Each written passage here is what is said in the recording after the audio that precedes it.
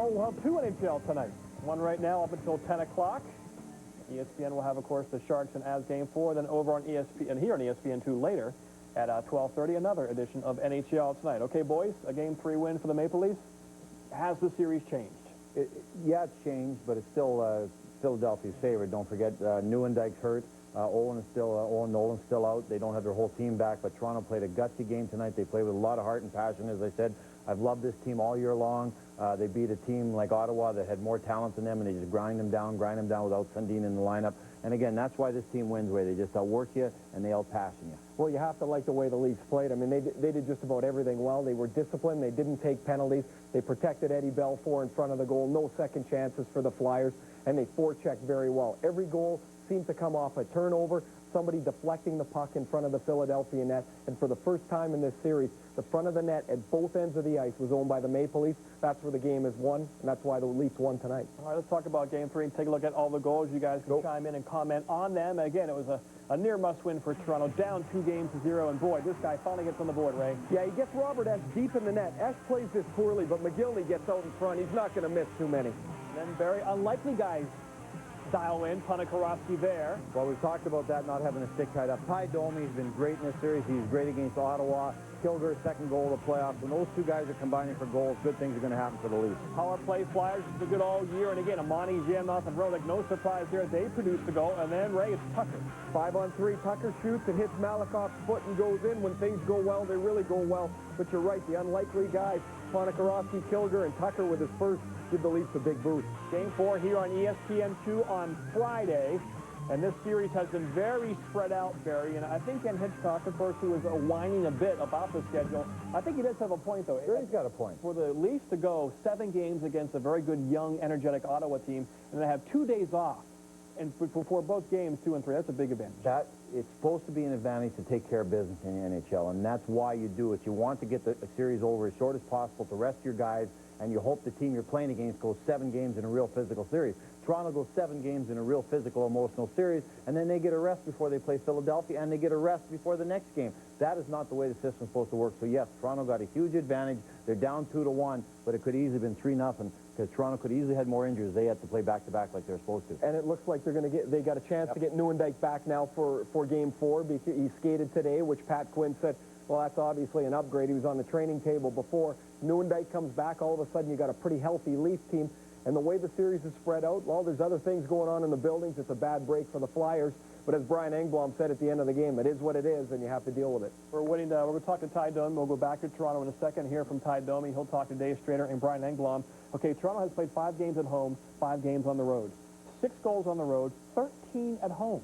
What's the difference? They're a bunch of homers, John. We've known that all year long. Not really. I think Toronto can win in any building. That, as I said, character, heart, passion, all the things I just stress over and over again. But the Maple Leaf Gardens, if you've never been there, is an unbelievable place to play. The Toronto fans think the sun rises and sets on Toronto. They think it's the greatest hockey town in the world. They think it's the greatest city in the world, and they are backing the Leafs 100%. They think this team can win the Stanley Cup race. Oh, well, they've thought that since 1967. They've had the parade route planned for 35 years. They didn't think it the years I was there. That's a pretty good point. No they looked way, out at what was there, and they said there's no chance here. No, but they're a good team at home. They skate, they shoot the puck, and they got to the front of that. They seem to play with much more confidence and Barry's favorite, passion. They seem to do more of it at home. Again, we'll go out to Toronto in a second and hear from Ty Domi as he talks to Brian and Dave. But first, let's move on to Game 2 of our 2-network doubleheader tonight. It's Game 4 between the Avalanche and the Sharks, coming up at 10 Eastern Time, exclusively on ESPN, Barry. And again, you talk about throughout the night. That's been your theme, really. Is my lifelong theme. It's about heart, especially when you're down, when your back's to the wall. You have to show some heart. If you're a coach and you can get your team to outwork the other team 98% of the time, you're going to win most of those games. I believe that. And Toronto is a good example of that. The teams that are playing well right now are outworking the other teams. It's not only about X's and O's and power plays. Yes, of course, those things matter. But the reason Colorado's down 3-0 is not because the X's and O's aren't working and the systems aren't working. They're getting outworked by the San Jose Sharks. They're getting outfought by the San Jose Sharks. The players on Colorado are getting chances, and the right guys are getting chances. Heyduk's getting chances. Great shot there. Forsberg makes a great pass. Forsberg, still the best player in the world as far as I'm concerned, but he's getting chances to score. And Joe Sakic, Conn Smythe winner, is getting chances to score. These guys aren't putting the puck in the net. And what we're seeing in Toronto, the guys that are scoring for Toronto, Domi, Kilger, Tucker, those guys, that's not happening with Colorado. We're not seeing the third and fourth line guys for Colorado putting any pucks in the net. If Sakic and Forsberg and Hayduk aren't doing it, nobody's doing it. They've only scored 3 goals in this series, Ray, with a lineup like that. That's unbelievable. You would have never thought that would have been the problem, scoring goals with this lineup up front. And when you look at it, when you're down 3-0, winning 4 games in a row seems impossible. So you just try and win the first game, which is game 4 tonight. But you have to even break it down smaller than that. Try and win the first 5 minutes. Compartmentalize it period to period. And you have to get more pressure in front of him getting Nabokov. Every time Nabokov sees the puck, not only does he stop it, but there never seems to be any rebounds. And you look at Dan Heino here in front of the net. That's one of the few times the Avs have got somebody right in Nabokov's face. He's not able to grab the puck and freeze it. You've got to get people in front of him, and if you can't get people in front of him, you've got to get to the side of Nabokov. Try and make him move around the crease, because when he's square to the shooter, he's shown outside of Nikolai Habibulin, there hasn't been anyone better in the playoffs. Yeah, Blake, Gratton, Solani, nothing, no goals yet. No, just you mentioned 3 goals. That team, 3 goals. It's a joke. They got to score more than that. We'll hear from Ty Domi when we come back. Also, more on the San Jose Sharks. Don't forget, on ESPN tonight, Patrick Marleau and the Sharks go for the sweep in Denver. 7 goals, 3 assists, and 10 points for a budding superstar. Now, when you stay at Ramada, you'll earn points towards the things you really want with the largest hotel rewards program ever. Trip Rewards. Think of it as a gazillion more reasons why Ramada is a very good place to be.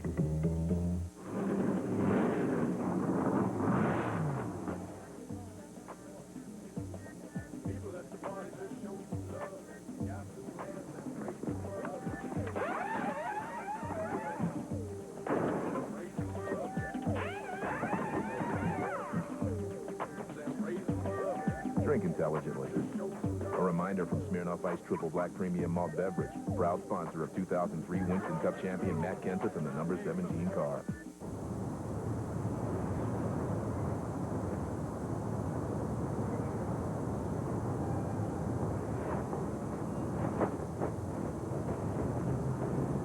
Introducing the totally redesigned Kia Spectra. The only car in its class with 6 airbags, a 10-year warranty, and at around $13,000, it's a car you can afford to love. The all-new Kia Spectra.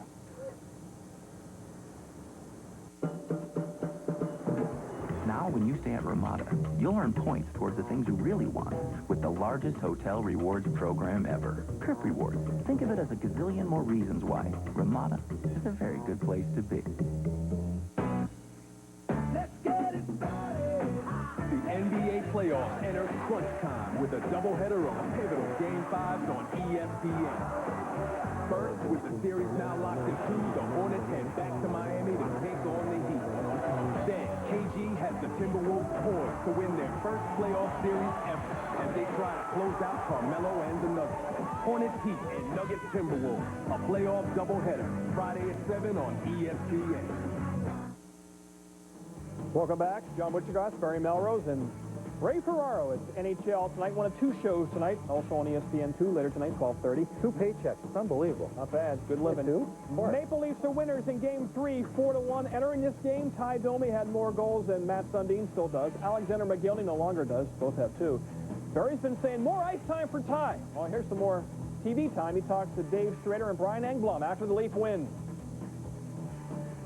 Well, the Maple Leafs win this game. They get to within 2-1 in the series. We're joined by Ty Domi, and Brian and I were saying up here, Ty, the way this game went, it's almost like you made up more than just one game in the series. Does it feel that way psychologically, the way you guys played tonight? Well, we thought, we came a little short, really, out of both games, really, and we just tried to stay out of the penalty box. And, last game they got a couple power play goals, and, they're pretty potent on the power play. You give those guys a little confidence with the puck, on the power play, and they get things going. So we tried to, stay out of the box as much as we can. And, when you take those physical ones and finish in your hits, we don't mind those. But it's those hook and hold ones that kill you all the time, and they sting you and end up scoring. But, when Ackenberg took, it was a hard hit, and he said he couldn't hear the whistle. It was really loud out there, and it's nice to be back home. And it's nice to see guys feel comfortable back at home, and hopefully we get some momentum going here. It was a heck of a play that you made at the blue line to keep the puck in. Did you see Kilger on the side of the net, or were you just busy trying to keep the puck in the zone? No, I seen Chad down low. I just tried to get it close to the net as I can. That's what we're trying to do, is get the puck more at the net and hit their defenseman, and Chad made a nice tip. But Ronnie kind of batted down a little bit and kept it in, and I just tried to get it in, towards the net. Well, that first replay we showed was your goal from Game 2, but obviously Coach Quinn is trying to get you on the ice a little bit more, Ty. I mean, earlier in your career, you were involved in a lot of physical things, dropping the gloves and whatnot, but you're becoming a pretty good offensive force for this Toronto team.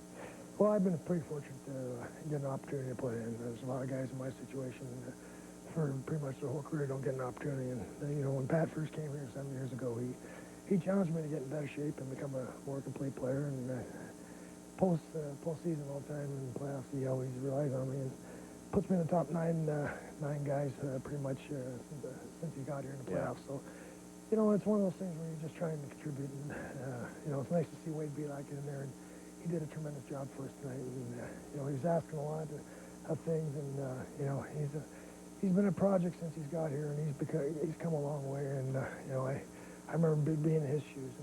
And, I consider him top 3 tough guys in the league. And, playing tonight can give him the confidence as a player, too, and that's nice to see. Well, you can certainly look at the way you've managed to progress in your career, Ty. Congratulations on the success tonight and getting back in the series, and thanks for joining us. Thanks, guys. Say hi to Barry for me. Will do. All right. 4-1 the final score. Let's send it back to the studio.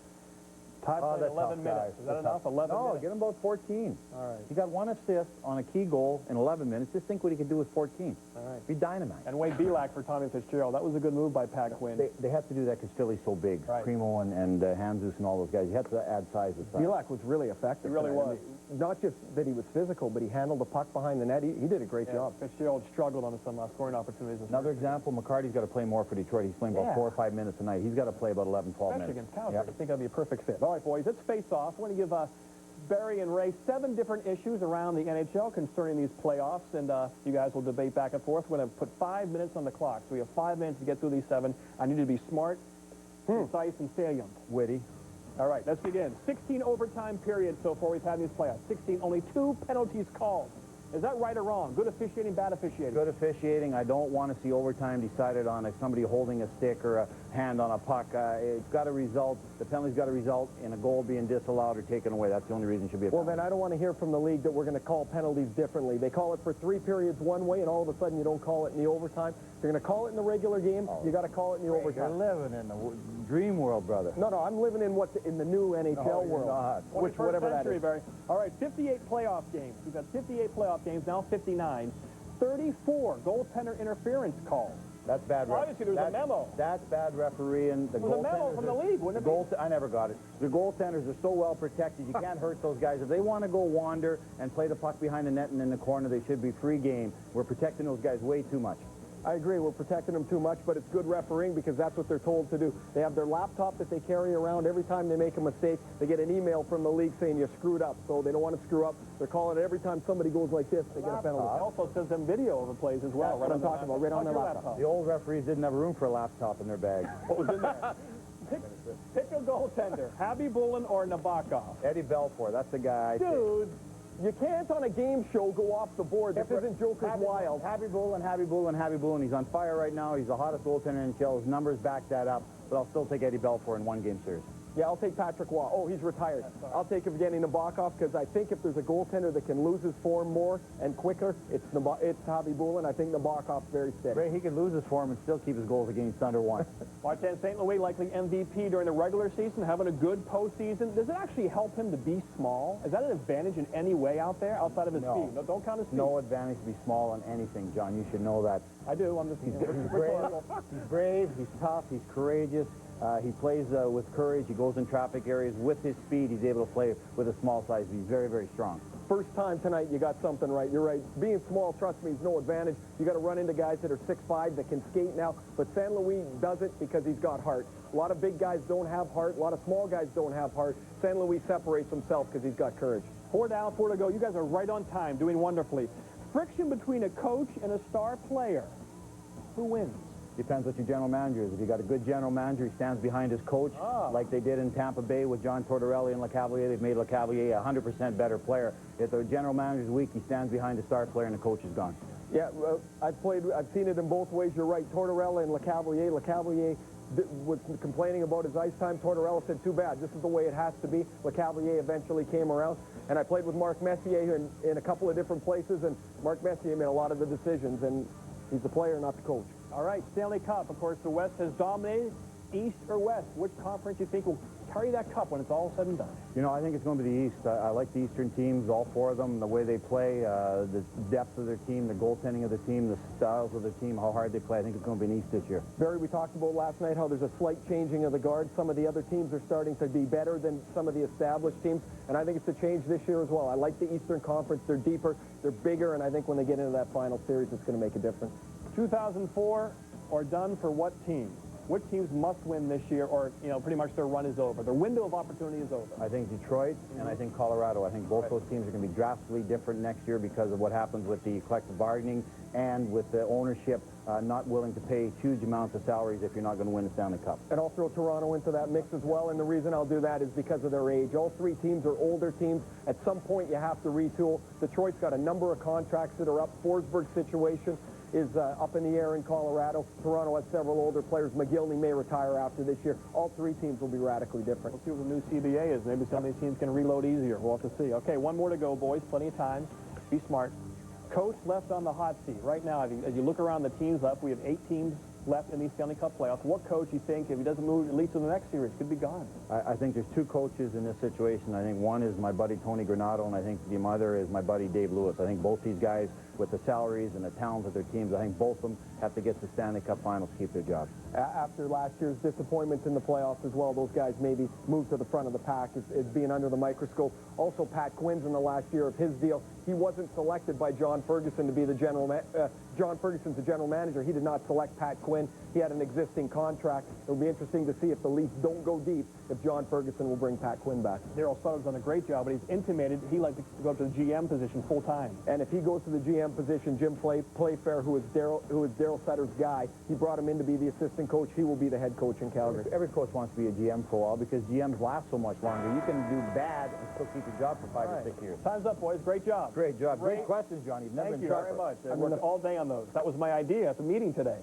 Another good idea. You weren't there, but it was there. More to come. Who this year you had? Joe Sakic is the captain of the Avalanche. He's the leader. And when times are tough, Joe usually comes through on the ice, is what I'm trying to say. More hockey talk after this. No thanks.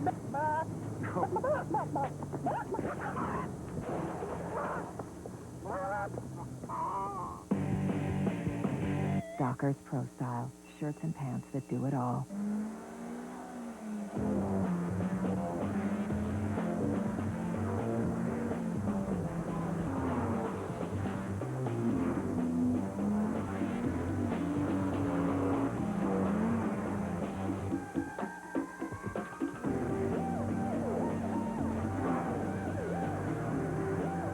If only the world were as race-inspired.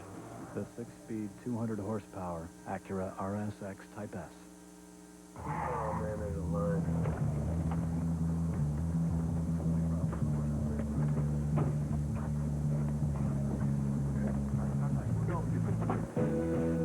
Dockers Pro Style. Shirts and pants that do it all. 6, 7, 8, 9. There's an online game with weekly prizes from Sears Ultimate Lawn Gear and a grand prize trip to ESPN Studios to watch baseball tonight. 990. Just log on to ESPN.com/contests to play the great ground screw caper. It's perfect for those who love baseball and gardening. Especially baseball. Catch baseball tonight all season long on ESPN. With Shop Lafayette, you can take new customers into your store every day. You'll have 2 full minutes to demonstrate your product and show everyone what makes your business unique and special. Just call me, Dana Sizemore, and you'll be on your way to showcasing your business on Shop Lafayette.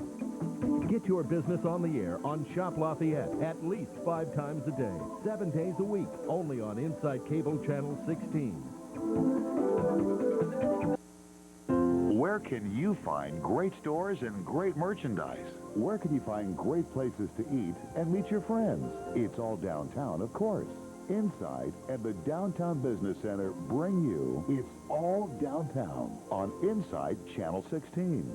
Shops, restaurants, hotels. It's all downtown. Watch It's All Downtown. The show can be seen every day at midnight, 9 a.m., 2 p.m., and most days at 7 p.m. Over on ESPN, in 8 minutes from now, it is Game 4 between Colorado and San Jose. The Avs must win or they go home. Gary Thorne and Bill Clement will have the call. John, thanks very much. For the Avalanche, an unusual situation, obviously, and a must-win. They're not used to being there with the talent they've had on this team. And Bill David Abisher, this entire season, even before it started, had to contend with the Patrick Waugh thing. And he's going to have to contend with it again here as we go into a must-win situation. The spotlight is obviously shining as brightly on David Abisher as it ever has in his career. Everybody is very quick to forget that he outdueled Marty Turco in the Dallas series. He's already won a playoff round. The fact remains, he must be superhuman to give Colorado a chance in this series. And besides that, he could use a little bit of offensive support up front. The margin for error for David Abisher has been nil, especially in Game 3 when his team, even at home, couldn't even score one goal. He had one goal banking off his back. That was it. I mean, for David Abisher, yes, the spotlight's shining on him because of the position that he plays. A little bit of offensive help would go a long way. The numbers have not been good for him in this series. He's had a .360 goals against and a save percentage of .842 in this series. That's not good. The other side of it, for San Jose, the longest playoff win streak they have ever had, 5 games, and Nabokov has won them all with big numbers. He's been really good. Without question, he has been the better of the two goalies, Abisher and Nabokov. He is in the zone, and that is why, if you look back a lot of the saves that he made, he was able to see them. Now, the Avalanche are finally admitting that if Evgeny Nabokov can see the puck, he will save it. On that particular sequence, there was at least somebody in front looking for a screen. The Avs know they can't get by with their talent anymore. Obviously, there's no margin for error for them. They're down 3-0 in the series. They have to take sight lines away. And look at the goals that are being scored in the league from behind the goal line, banking it in off goalie skates. That's how Colorado is going to have to play. They have to do this mental shift. Forget that they're talented, score real ugly goals. We talk about your star players having to rise to the occasion. Well, Vinny Damphousse has played more playoff games than any other Shark. He is also their highest paid player. Well, he has gotten it done. Getting it done. And this is a guy that in the regular season was demoted to a fourth-line position. Now he's the left side guy, and he's done it from behind the net more than once. This was in March against Calgary with Mika Kiprasov in goal. Damphousse scored from behind the goal line. He said that it crossed his mind on this play in Game 3 when he was behind David Abisher. He remembered back to that March goal that he scored against Calgary and said, hey, it worked once. I think I'm going to try something magical again. And he hit pay dirt in Game 3. So it's a little plays like that. That's what I was talking about. Never assume you're out of the play. Just get it to the net somehow. Well, for the Colorado Avalanche, it is tonight or it is home. They've got to win this game to keep this series alive. In Game 3, they came out, stormed for 10 minutes, but the Sharks stood up to it. And in the end, that goal off the back won it, John.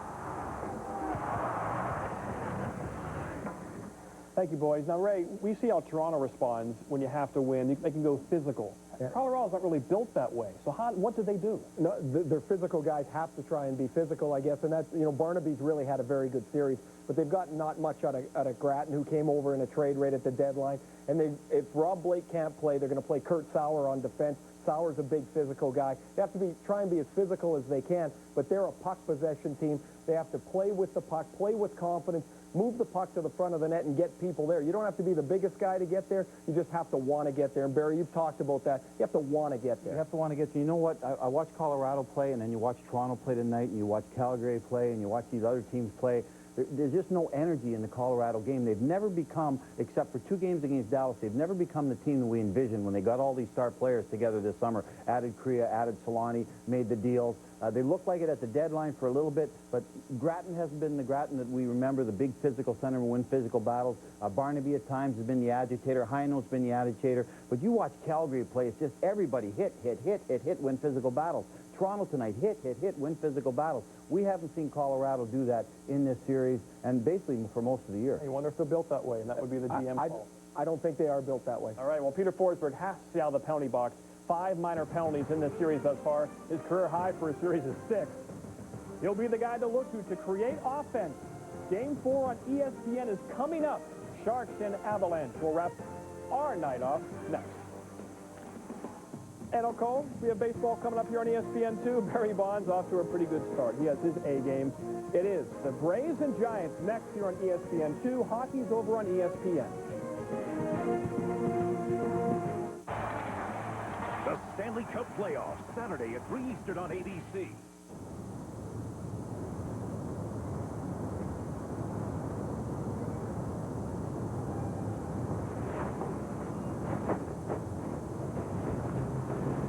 Introducing the totally redesigned Kia Spectra. The only car in its class with 6 airbags, a 10-year warranty, and at around $13,000, it's a car you can afford to love. The all-new Kia Spectra. See that? That's the best chicken sandwich there is. They have these inside? Here? No, you have to go to Wendy's across the street. That's Wendy's new home-style chicken sandwich. Are you with Wendy's? Well, unofficially. It has a special new blend of seasonings and a creamy, tangy sauce. Wow, this is good. I can't believe this place would let Wendy's do this here. Hey, I'm calling the cops. Well, my work here is done. Wendy's new home-style chicken, one of our 3 new Chicken Temptation sandwiches. You coming back? And our pickup window's open till midnight or later.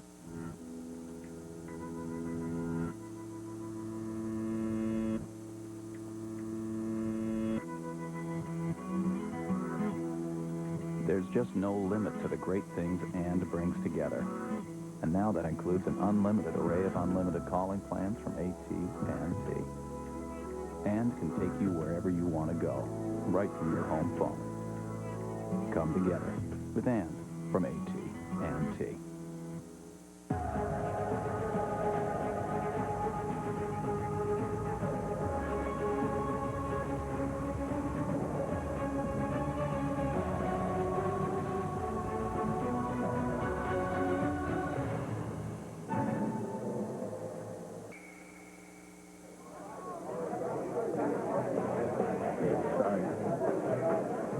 Couldn't you care more about beer? Samuel Adams, always a good decision. All right, boys, playoff hockey production is underway. Set all machines to maximum. It's all about determination and toughness now. Only one team's going to hoist the cup. The NHL playoffs delivered nightly on ESPN and ESPN2. Here's your lineup tomorrow. ESPN has Game 4. The Lightning go for the sweep. ESPN2 has the Red Wings and Flames. The Wings are down 2-1. That's your hockey action tomorrow. And here is the lineup, the great 8 that remain. Let's start with you, Barry, and focus on the Lightning. Red Wings got to, the Lightning... Yeah. Sorry. Talk about the Red Wings. Okay. The Red Wings got to play their tough guys more, John, because they're getting pushed around by Calgary. Get McCarty on the ice more. Get Big Fisher back there. Get those guys out there at Holmstrom. Play those guys more so they can go nose-to-nose with Calgary. How about the Lightning? They go for the sweep, Ray. Well, they have to play a lot better than they did in Game 3. They know they got lucky and that they stole one late against Montreal. They win it on a lucky goal in overtime. They have to play much better, in particular in the first period. So here's the deal. We have baseball next year on ESPN2, Braves and Giants. Then after that game, it's NHL tonight. But first, Game 4 for hockey fans. It is the Avalanche and the Sharks over on ESPN. So we'll see you later on ESPN2. Hockey fans, head over ESPN for the Avalanche and the Sharks. For Chicken Parm and Ray, I'm John. Enjoy the night.